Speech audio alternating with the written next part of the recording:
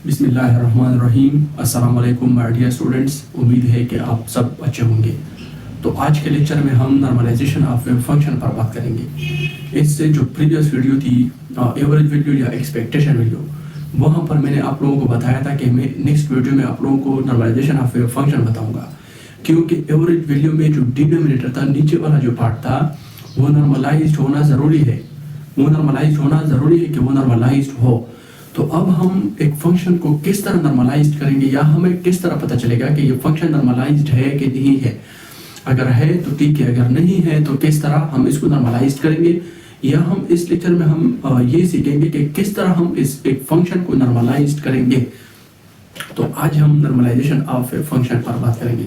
Normalisation of a function एक important topic है, क्योंकि ये हम एक्सपेक्टेशन वैल्यू में यूज़ करते हैं। नीचे एक्सपेक्टेशन वैल्यू की जो फार्मूला है, जो इक्वेशन है, इसके नीचे वाला जो पार्ट है वो नॉर्मलाइज्ड होना ज़रूरी है कि वो नॉर्मलाइज्ड हो। अगर नॉर्मलाइज नहीं हो तो वो आप लोग नॉर्मलाइज करना है। जब आप लोग एक फंक्शन को नॉर्मलाइज करेंगे, वो वैल्यू फिर वहाँ पर एक्सपेक्टेशन वैल्यू के जो इक्वेशन है उसमें आप नीचे वाले पार्ट में आप पुट करेंगे। तो आज के लेक्चर में हम इंशाल्लाह नॉर्मलाइजेशन ऑफ ए फंक्शन जो है वो सीखेंगे कि नॉर्मलाइजेशन ऑफ ए फंक्शन का क्या मतलब है, हम एक फंक्शन को नॉर्मलाइज किस तरह करेंगे। तो नॉर्मलाइजेशन ऑफ ए फंक्शन को स्टार्ट करने से पहले ये पॉइंट जो है ये अपने साथ लेके, अगर बॉक्स के केस है, लेट्स सपोज आप पार्टिकल जो है वो बॉक्स के केस में है, 1D बॉक्स है, 2D बॉक्स है, 3D बॉक्स है, तो इसके लिए आप लोगों ने डी टाउ की जो वैल्यू है वो आप लोगों ने ये करना है, dx।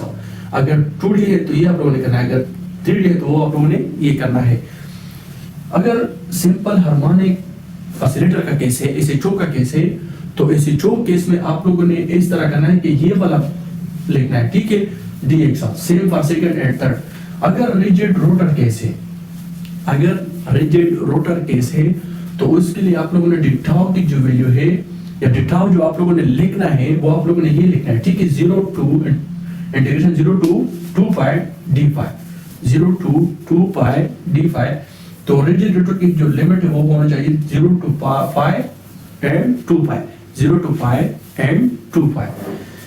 अगर हाइड्रोजन एटम का केस हो, तो आप लोगों ने हाइड्रोजन एटम के केस में आप लोगों ने करना है डिटाउ 3 types of integration, 3 types of integration आप लोगों ने करना है, 0 to infinity, 0 to pi, 0 to 2 pi, r square dr sin theta d theta d phi। तो हाइड्रोजन एटम के केस में हमारे पास दो पार्ट है, एक है रेडियल पार्ट, दूसरा है एंगुलर पार्ट। रेडियल पार्ट जो है जिसमें रेडियस इन्वॉल्व हो, जिसमें ये वाला पार्ट है रेडियस इन्वॉल्व,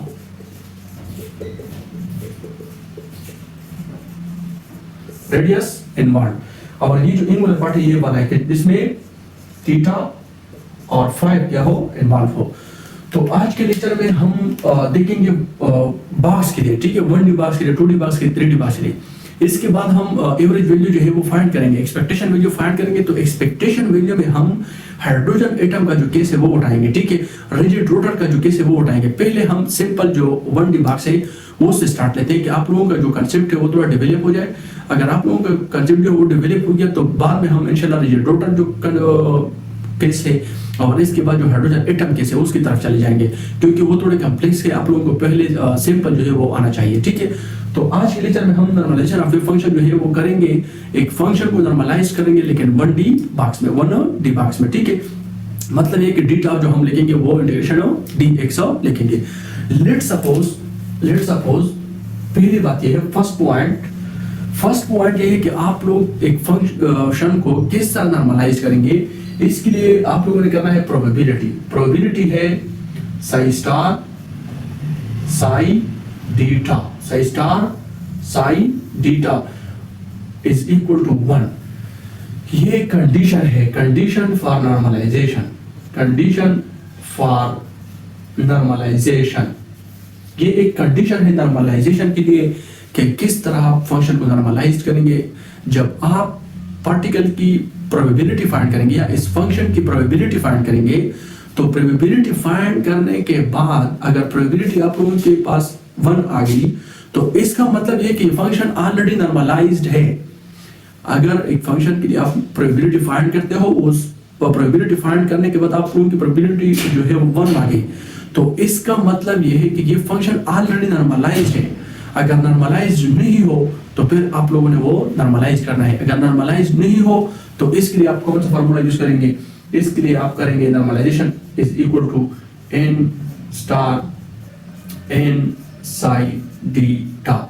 इससे आप नॉर्मलाइज पे करेंगे। अगर एक फंक्शन जो है वो नॉर्मलाइज नहीं है तो आप इस फार्मूले से वो फंक्शन फिर दोबारा नॉर्मलाइज करेंगे।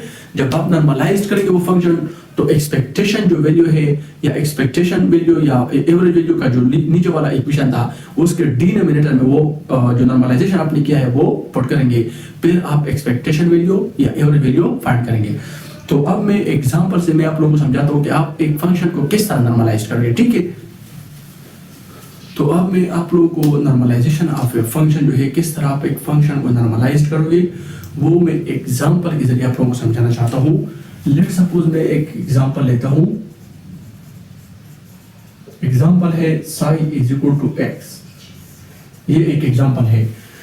अब मैं देखता हूँ कि आया ये जो फंक्शन है एक्स ये नॉर्मलाइज्ड है कि नहीं है।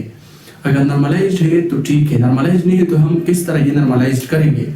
तो नॉर्मलाइजेशन का जो कंडीशन है वो तो आप लोगों को याद है कि मैंने आप लोगों को बताया कि इसके लिए आप प्रोबेबिलिटी फाइंड करोगे। Probability is equal to psi star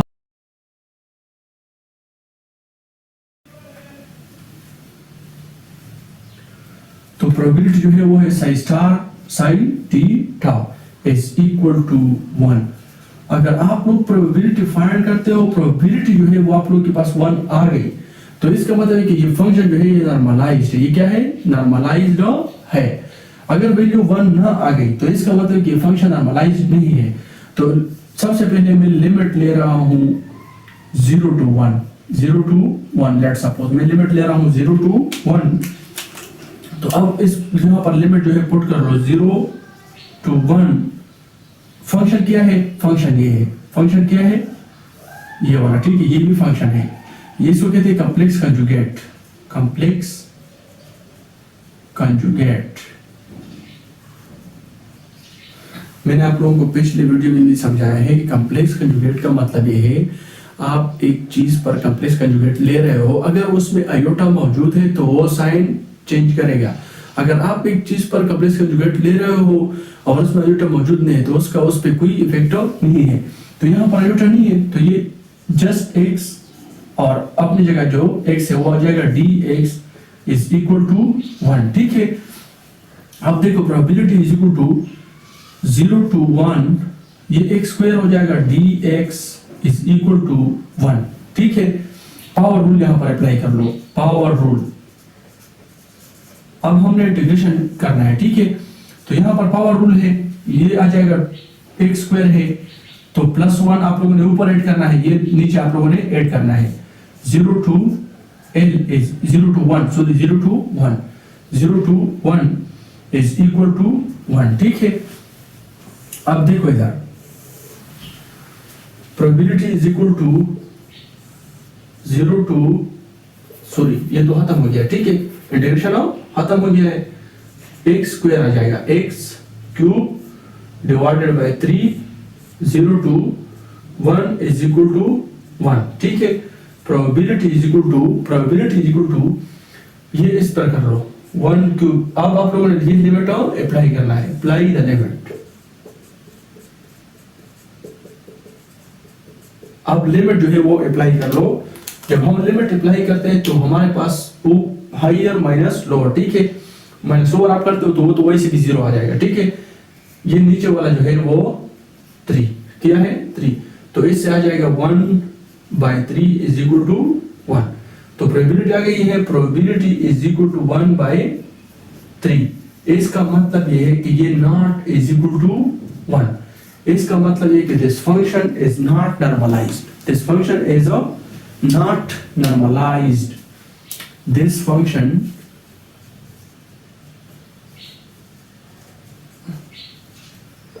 is not normalized। इसका मतलब ये है कि हमारे पास जो फंक्शन था वो फंक्शन जो है वो नॉर्मलाइज्ड नहीं है, क्योंकि यहाँ पर आप देखें प्रोबेबिलिटी जो है वो आई है 1/3। तो इसका मतलब ये 1 के बराबर नहीं है। मैंने आप लोगों को बताया कि आप प्रोबेबिलिटी फाइंड करते हो, आप लोगों के पास 1 आ गई तो इसका मतलब ये ऑलरेडी नॉर्मलाइज्ड है। अगर 1 ना आई तो इसका मतलब ये है कि ये नॉर्मलाइज्ड नहीं है। तो अब हम इस फंक्शन को नॉर्मलाइज करेंगे, function of normalization of function.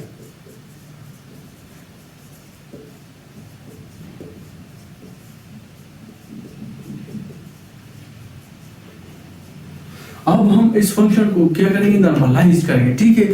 तो नॉर्मलाइजेशन के लिए मैंने आप लोगों को बताया है कि ये आप लोगों ने करना है, normalization is equal to n psi star n psi d tau, ठीक है। नॉर्मलाइजेशन इज इक्वल टू, अब नॉर्मलाइजेशन आप लोगों ने करना है, ये है n, ठीक है, ये n है और ये क्या है, psi स्टार जो है ये हमारे पास x है और ये भी x है।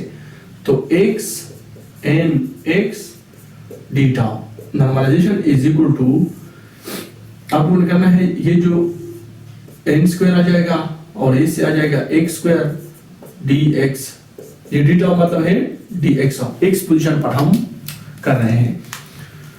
तो ये आ जाएगा नॉर्मलाइजेशन इज इक्वल टू, ये इधर शिफ्ट क्योंकि ये कांस्टेंट है, ये क्या है, कांस्टेंट, ये 0 to 1 था, ठीक है। नॉर्मलाइजेशन था 0 to 1, 0 to 1 लिमिट हमने लिया है 0 to 1।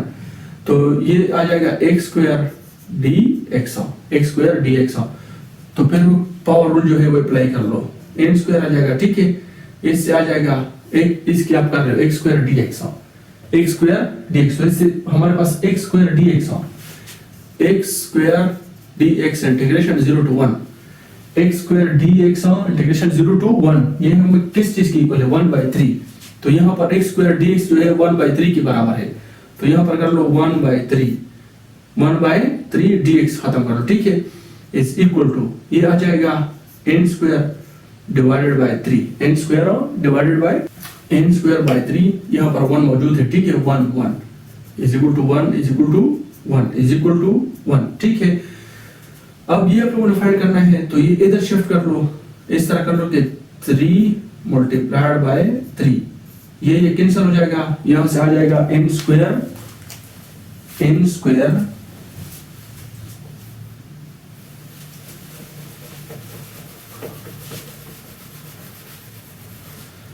तो ये अभी आया है n square by 3 is equal to 1, n square by 3 is equal to 1, n square by 3 is equal to 1। तो इसको आप इस तरह कर अंडर रूट, ये आ जाएगा 3 under root, normalization is equal to 3 under the root, normalization is equal to 3 under the root. तो ये आ जाएगा, इसका मतलब है कि साई n, अब हमने ये फंक्शन जो है नॉर्मलाइज किया है, तो 3x, ठीक है, 3x, ठीक है, ये नॉर्मलाइजेशन, ये अब हमने इस फंक्शन को नॉर्मलाइज किया है। Now this function is normalized. तो इस एग्जांपल में हमने ये देखा कि हम फंक्शन को किस तरह नॉर्मलाइज करेंगे। हमने ये देखा कि ये जब हम इस फंक्शन के लिए प्रोबेबिलिटी फाइंड कर ली, तो प्रोबेबिलिटी जो है वो 1/3 आ रही थी। तो इसका मतलब है कि ये जो फंक्शन था वो नॉर्मलाइज नहीं था। तो अब हमने इस फंक्शन को नॉर्मलाइज किया है। जब एक फंक्शन नॉर्मलाइज नहीं हो एवरेज वैल्यू के इक्वेशन में, तो आप लोगों ने वो फंक्शन नॉर्मलाइज करना है। अब हम एवरेज वैल्यू का जो इक्वेशन वो वहां पर जो डिनोमिनेटर में हम ये पुट करेंगे, ठीक है। डिनोमिनेटर जो है एवरेज वैल्यू का, वहां पर हम ये जो है पुट करेंगे, ठीक है। दूसरा एग्जांपल से मैं आपको समझाना चाहता हूँ कि दूसरा एग्जांपल, लेट्स सपोज मैं दूसरा एग्जांपल लेकर रहा हूँ। दूसरे एग्जांपल से आप लोगों का कंसेप्ट जो है वो और भी डेवलप हो जाएगा। किस तरह आप एक फंक्शन को नॉर्मलाइज करोगे, किस तरह आप एक फंक्शन को नॉर्मलाइज करोगे, ठीक है।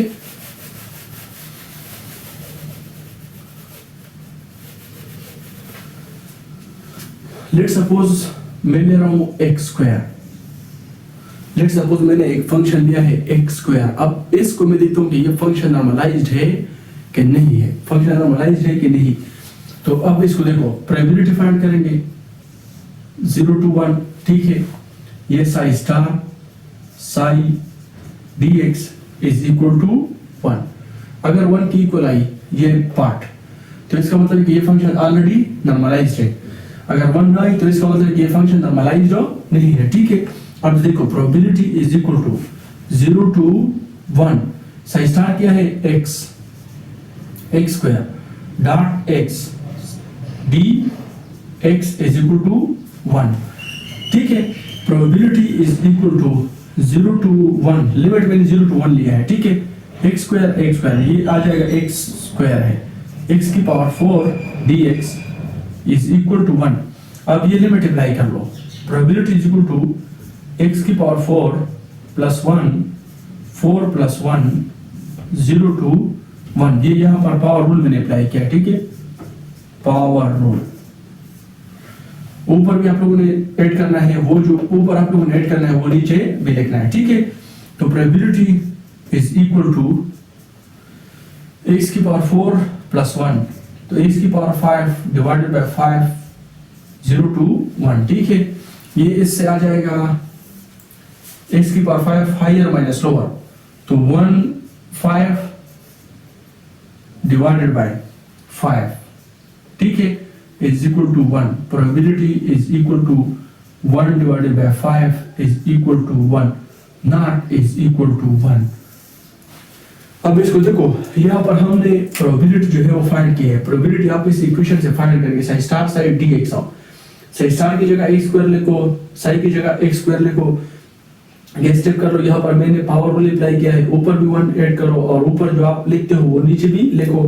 तो x की पावर 4 प्लस 1 इससे आया है x की पावर 5 डिवाइड बाय 5, तो हायर माइनस और लोअर, तो 1 की पावर 5 डिवाइडेड बाय 5, 1 की पावर 5 डिवाइडेड बाय 5। इसका मतलब है कि हमारे पास जो प्रोबेबिलिटी है, हमारे पास जो प्रोबेबिलिटी आई है, प्रोबेबिलिटी, इसका मतलब ये कि हमारे पास जो प्रोबेबिलिटी आई है वो 1 के इक्वल नहीं है। इसका मतलब ये कि this function is not normalized, ये फंक्शन जो है ये नॉर्मलाइज्ड नहीं है, फंक्शन नॉर्मलाइज्ड नहीं है। तो अब इस फंक्शन को हम नॉर्मलाइज कर रहे हैं, नॉर्मलाइजेशन ऑफ फंक्शन। इस फंक्शन को अब हम नॉर्मलाइज करेंगे। ये फंक्शन जो है नॉर्मलाइज्ड नहीं है, इस फंक्शन को अब हम नॉर्मलाइज करेंगे, normalization of function. Normalization function के लिए आप उनके पास क्या है, n is equal to 0 to 1, ठीक है। n psi star n psi dx is equal to 1, तो n 0 to 1, n जो है वो n स्क्वायर आ जाएगा, ठीक है। और यहाँ पर साई स्टार है, साई स्टार का मतलब x स्क्वायर और ये भी x स्क्वायर, ठीक है। dx is equal to 1 is equal to 0 to 1, limit क्या है 0 to 1, n स्क्वायर x की power 4 dx is equal to 1। ये कांस्टेंट ये बाहर निकालो, ठीक है। ये n स्क्वायर आ जाएगा 0 to 1 x की power 4 dx is equal to 1। अब इस पोर्शन को देखो, इसको देखो,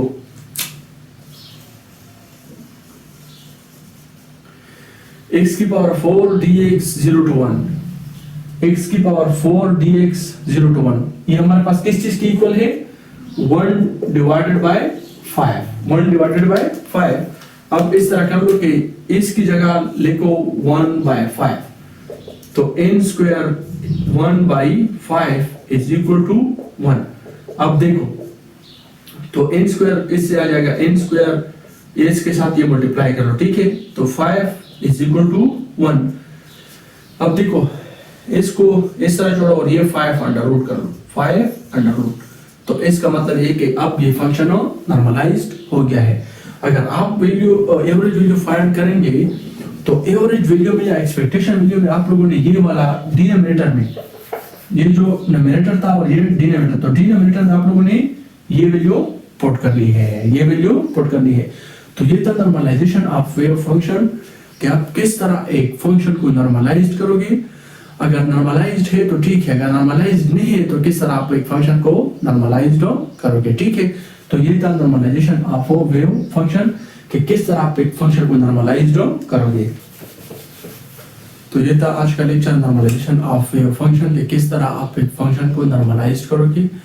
तो नेक्स्ट लेक्चर में ये था नॉर्मलाइजेशन का 01। नॉर्मलाइजेशन की 02 में हम ट्रिग्नोमेट्रिक जो फंक्शन है वो किस तरह हम नॉर्मलाइज करेंगे वो मैं इंशाल्लाह आप लोगों को सिखाऊंगा कि एक फंक्शन है साइन बाई एक्स है, कास बाई एक्स है या कास बाई एक्स है, ये हम किस तरह नॉर्मलाइज करेंगे। तो नेक्स्ट लेक्चर में इंशाल्लाह हम ये जो ट्रिग्नोमेट्रिक फंक्शन है वो नॉर्मलाइज करेंगे, वो किस तरह आप नॉर्मलाइज करेंगे। ये तो जस्ट सिंपल था, ठीक है। इंशाल्लाह नेक्स्ट वीडियो में हम उस पर बात करेंगे। अगर आप लोगों को ये वीडियो जो है अच्छी लगी हो तो अपने फ्रेंड के साथ ये वीडियो शेयर कीजिए, ठीक है। थैंक यू, अल्लाह हाफिज़।